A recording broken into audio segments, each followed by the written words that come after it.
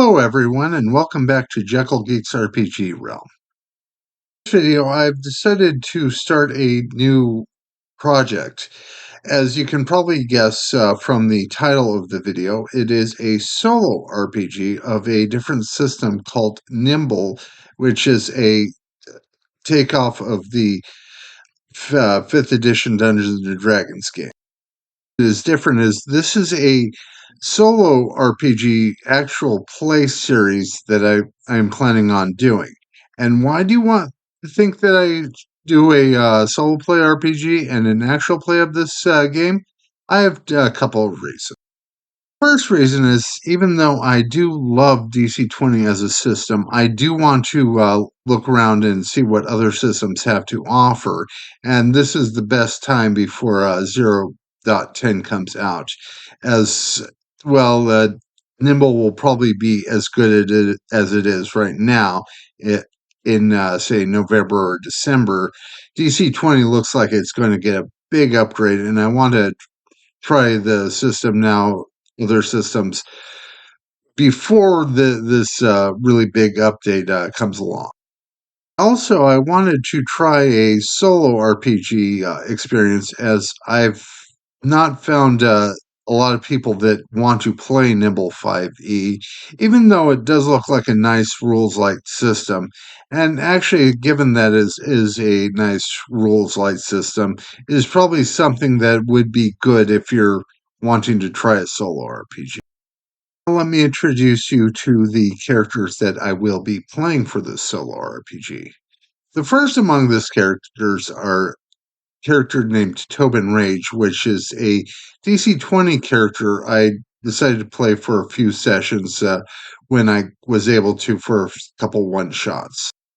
Rage is a halfling commander, a commander being officer leader class, which is a take on the 4th edition class of the Warlord, that you can play in DC-20 or 4th edition, but not 5th edition, which is a nice addition to this edition of the game, so to speak. I was interested in trying to play this class just to see how it works. Interestingly enough, there is a commander class in Nimble 5e, even though there isn't a normal fighter class. And so I decided that Tobin Rage would be this class. A rather simple stat array with about 3 different choices of how you can configure your array. And I configured my array to work with what they said a commander would be, or would be good at. And thus you can see that on these stats. Choosing his stats with strength and intelligence being his best stats, with only average strength and very low will being his dumb stat. I went on to the skills version of Nimble 5e, which you're allowed to put 4 points of skills in your various skills to improve them over your base stats, which you would normally roll. With Tobin Rage, I decided to put 2 skill points into stealth to make him at least decent in stealth, even though that's not his main skill. And also, I wanted to put 2 points into investigation to actually make him a bit of a detective, giving him a bit of an interesting edge. I recorded his base equipment, which I went for the equipment, as well as recording his first level commander ability and his racial ability. His racial ability giving him 1 free success to a stealth roll, even if it fails, and improving his stealth by 1, having it bumped up to 3, with his commander ability for first level being something called coordinated strike.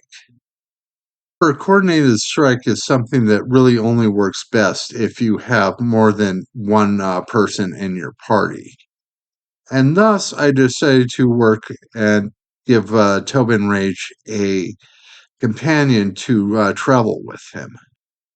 Thinking a bit, I decided to name this companion Mordakka, and that his companion would be an orc.